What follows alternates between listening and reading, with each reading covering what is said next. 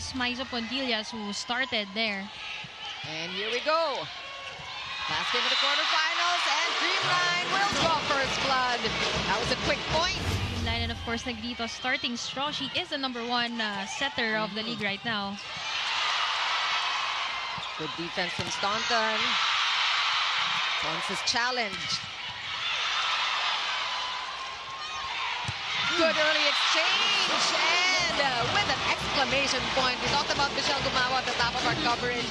A very good vocal leader for the Angels. That was a good serve. And a push by Pons, picked up by Brooke. Salas from the left pin. Creamline will get another chance. Mitch Gumabaw, challenged this time by Wilma Salas, called outside by the lines judge. Deuce Coffee, where they were able to allow their other players, their bench players, to get more, to give fresh legs to their usual starters, because right now we're seeing Gumabaw really in good shape, scoring 2 points already for Creamline. Staunton now with a killer. That's a big one for Staunton, her first point. That's yung simula ng Creamline, but Petro Gazz is right there with them. Only a point difference between these two. And we're seeing a lot of movement, a lot of good defense on both sides. Here in the first set, and we have to credit, these amazing attacks to Kyle Negrito as well. Dahil ang ganda ng setting today, allowing, her spikers to go for those power hits. And De Leon also is putting out good numbers. She is high up there among this conference, and she really has found her place here in department, because in the previous conferences they would win best MBs and they would top that category, of course, with the MJ Phillips also in their roster, and Remy Palma. But right now the competition is on a higher level because of memorable wins. Meantime, a 3-point lead, make it 4 from Creamline, and they get to 8 points first in our first set. Thrilling 5-set match. Pons is in the front. And Palma taking care of that one. Another chance for Creamline. Negrito going to the center, and we're talking about that. Mela and Bea De Leon did not disappoint. Know that she's ready, because isa siya sa mga medals na talagang kahit saan abutan in the front row, papasok at papasok. But when you give her the urgency, talking about the Cool Smashers. That's a good serve too. Great save by Tepetura. Outside set to Pons. That was tough, and Myla Pablo with a solid offense there together with Ethan Arce. Her position, which is her original position. Magaling na talaga siya mag-timing at mag-penetrate sa block More so na nasa opposite na siya ngayon. Pons doon, back-to-back blocks on her. So binilisan niya yung palo. Hindi pa nakakaangat yung blocker na palo nila. But right now, it's been a total team effort for Creamline. 5-point lead for Creamline. It's been the serves. Serves that have been working for Creamline. Kapag hindi nila kinargahan yung kanilang mga serves. And right now we see Negrito. Play, as you said, of the versatility of Brooke Van Sickle. #1 in serve, #5 in receive, #8 in spike. Overall, #6 best scorer. Oh, now it's Michelle Gumabaw. Bumaba agad yung elbow nito ni Pons. And a quick point by Pang Panaga, contributing now to the scoring of Creamline. It's not every day that you see your middle attackers getting the first ball, but look at her really asking for the ball and kind of powering through the blockers of Creamline. Janelle Cheng now in as a setter. Ooh. Oh, cut shot. Staunton showing different tricks she has up her sleeve. A deep cross-court hit from Erica Staunton. A very talented young reinforcement. And I think he's also learned. Petro Gazz and Creamline enjoying the action live. Well, usually, kapag reinforce itong dalawang kupunan na to, sila yun nag-championship. And that is why we have a full house today. But move on to the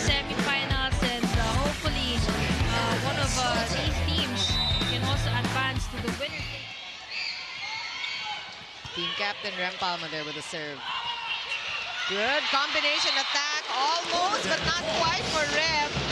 And that was part of the strategy also to give the ball back. We know that she loves this play. Usually on normal day, she would go for the attack. But knowing her former collegiate teammates, contact niya sa bola, ang bilis, saka yung pitik niya talaga. Not even the tallest player on the floor, but definitely a very athletic player.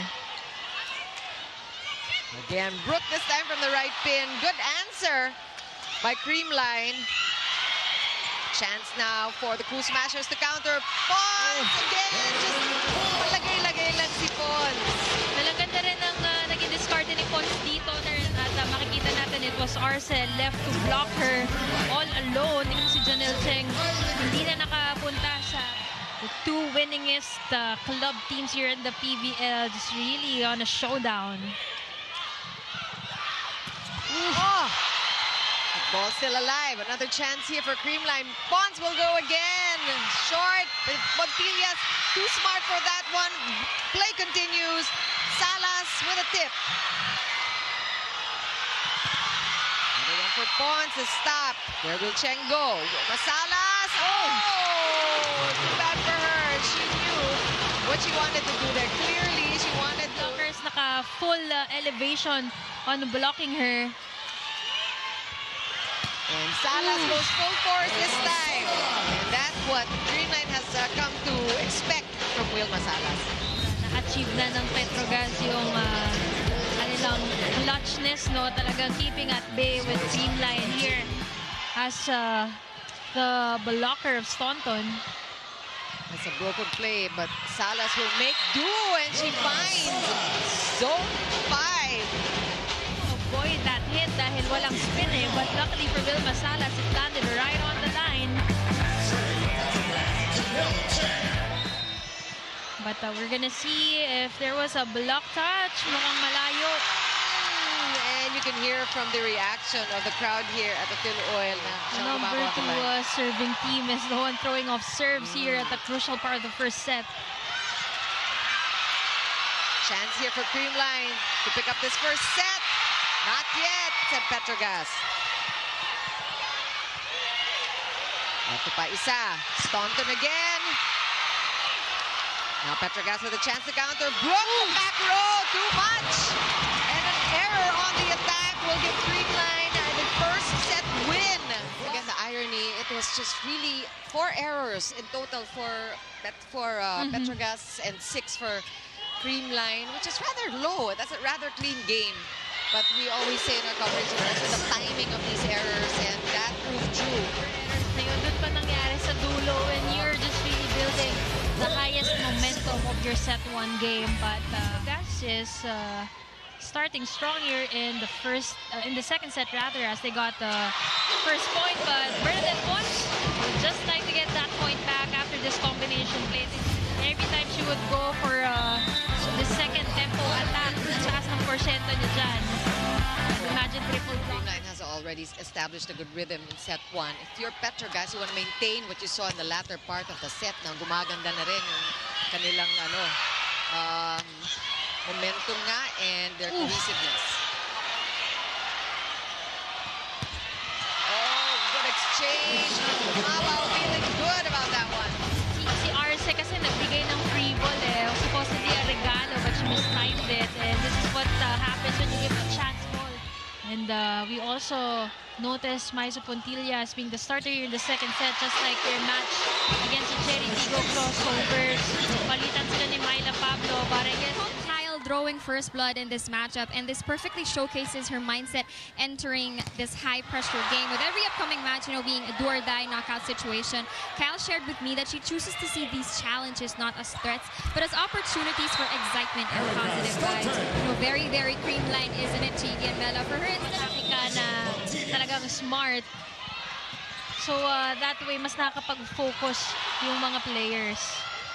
There's a chance for Petro Gazz to score, but ball back to Creamline, and they are just scoring so quickly. Ang bilis ng transition, ang bilis ng pangyayari dito sa Creamline. Running around the court, and why not? Ang ganda ng nilalaro niya today. Imagine utilizing all your weapon spells for 20+ points. with a combination of lethal serves, deadly attacks, and kill blocks. And we would like to see it again, be reignited because 20 or 21 points, and this conference very rare yan for middles, no, na maka-pull off sila because on the wingers, having most of the points.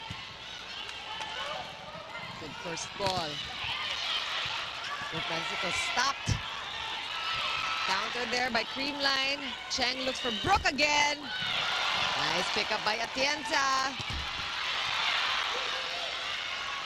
First rally of the second set. And it's Bernadette Pons. That is deja vu from set number 1. You know what? Alam naman natin na yung drop ball maraming gumagawa for that dahil delayed yung middle blocker. Good defense by Saet, but it's a broken play. Salas with a wind-up. Pons is there. Staunton! Ganda naman ang balikan na to.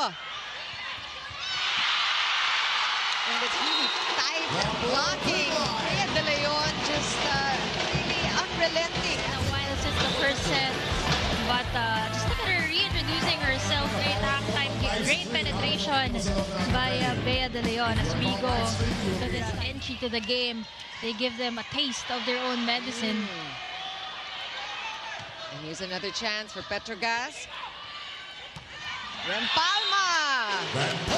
Perfect spot there, corner pocket. Anticipated match, just living up to the hype. Kyle Negrito, sumilip sa pansamantala eh. Nakita mo, just a quarter of a second chance for the way Petro Gazz is expecting. Big opening for Gumabaw. Kita niyo Petro Gazz, nahanap talaga ng Creamline. That is her 8th point already. Good stop by Pons. So efficient at the back. Erika frustrated. Dahil in the first few games, nahirapan pa siya dun sa low pass set. But it started with that impressive gel temperatura effort on defense. Another chance here for Petro Gazz. For Francisco. Oh, great offensive block. Just bouncing off the hands of Bea De Leon right into zone 1 for Petro Gazz. 4 points already for Bea De Leon. Just look at that. It was actually single block. Hindi na tumalo nito si Kyle Negrito. We've also talked about Creamline to be a very good side-out team. Talagang they know when they need to get the ball back and ayaw nilang mabigyan ng runs yung kanilang mga kalaban. Kyla Stop by Kyla. Bernadette Pons again. I mean, you see timing when she pulls these off. Naganda kasi na let's not sleep on Kyla Atienza. She's been digging all day today. Oh, down the line goes Nickel, unchallenged by Creamline, and that is a much-needed side-out. Gazz Angels, because if they go cross court, there's a high chance that Kyla Atienza would Great cross-body shot by Van Sickle there. Oh, but easily, Bernadette Pons. She is so poised. Such a role player. Bernadette Pons is easily really the spark here and the anchor for the second. Guess who's coming in for the serve? Floater. Van Sickle. And gets that quick point, quick side out. Salas had 41% attack efficiency in the first set, 53% for Brooke Van Sickle. So right now, they need to learn from that. Nakakadepensa sila, kagaya nito. Gandang habol ni Brooke. This is a chance ball for Creamline. Pons again. And it has been Bernadette Pons all day. And it's not the kills, hindi yung mga baon, mga lagay-lagay niya. And if you're an MV Pons fan, you gotta love to. MV Pons in full display today. Talagang from defense, nakascore pa yan ng ace kanina. And these attacks from combination plays and those drop balls have been very effective for her. Here's set point for Creamline. A chance here for Petro Gazz to get the ball back. Will they? Yes, they will. That was a tough one. Erika Staunton was there of the set. Brought to you by Dunkin', pasalubong ng bayan. Now serving for Petro Gazz, Ethan Arce. Pressure serve for Ethan Arce. It's still set point for Creamline. Then Revilla. Started with a good first pass and easily a win for Creamline. Part of the set for them. And in that second set, hiwa-hiwalay man, pero yun naman yung pumutol ng momentum because they almost built a run. Kaya lang naputol yung momentum because of those errors. If you're Creamline, you should feel good about your showing so far, but you cannot rest on your laurels. As we take a look at Pons again with her tricks. But good answer for Petro Gazz this time. The conversion always works for Banks Panaga, that connection with Kyle Negrito. Play good and play strong. But you know, even Brooke Van Sickle shared with me that earlier today, the atmosphere against Creamline feels different this time around. She even mentioned that there's a heightened sense of tension and stress, especially with the stakes having been raised to a whole new level. And with this heightened energy in the arena as well, Brooke told me that she tries to zone. And again, going back, it was, let me correct myself, it was almost a reverse sweep for Creamline that last time out. But Petro Gazz averted it in their last meet up. But they've done 5-setters many times. We've had 5-setters all quarterfinals long. We'll see if Petro Gazz will stay in this one. Staunton has other plans. But not giving up without a fight, as this fight of the set is brought to you by Dunkin', pasalubong ng bayan. Look at how she towered over yung mga power tips na yon. One-handed set. But good defense from Petro Gazz. But that was too much for them. Erica Staunton just quick thinking on her part. Just ahead in mid-air, hindi na nakatalon dyan si Wilma Salas. Really maximizing that.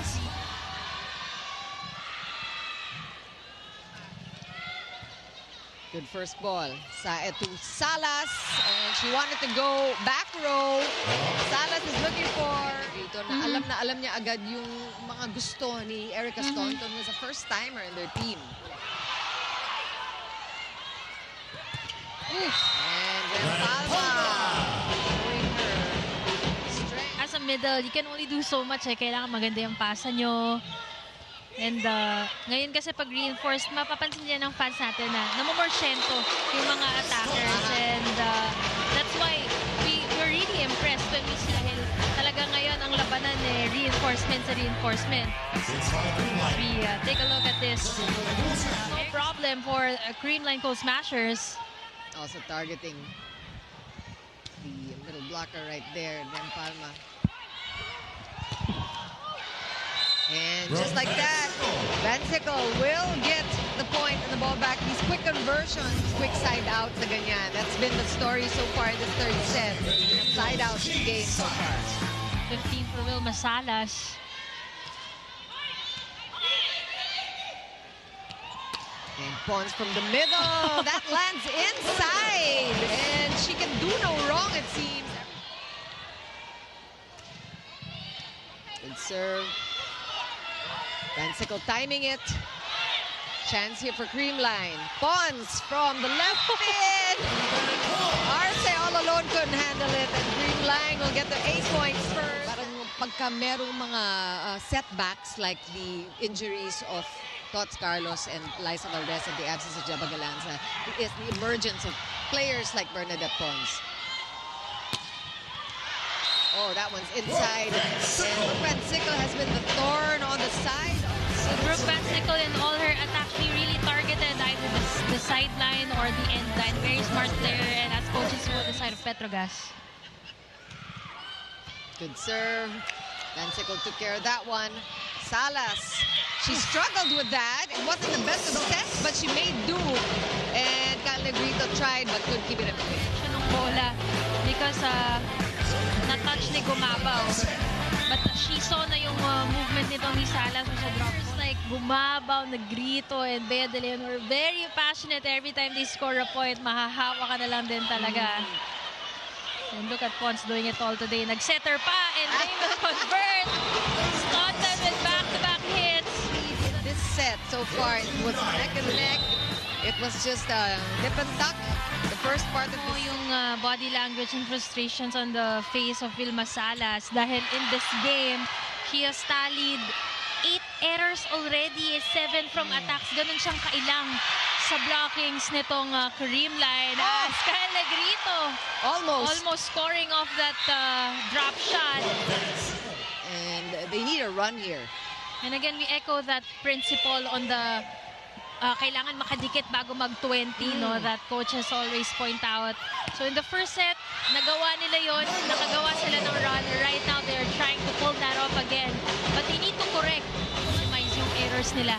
Lalo na nung 20 plus na yung score. So right now, we see Creamline with yet another sense of urgency with this timeout.